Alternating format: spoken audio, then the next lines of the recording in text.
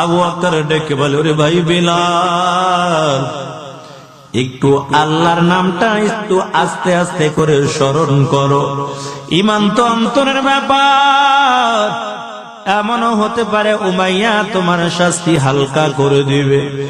বেলাল ডেকে বলে, আরে আবু বকর, আমি যত আস্তে আল্লাহর নামটা ডাকার চেষ্টা করি আমি পারি না, কেমন জানি আমার জবান থেকে জোরে মালিকের নামটা বের হয়ে যায়। ওরে আবু বকর, তুমি চিন্তার কোনো কারণ নাই। উমাইয়া আমাকে যত কষ্ট দেয়, ওরে আবু বকর, আমি যখন জবান থেকে আল্লাহকে আল্লাহ বলে ডাকে দেই, জান্নাতের সুঘেরান আমার নাক থেকে আমি পেয়ে যাই। আশা কারা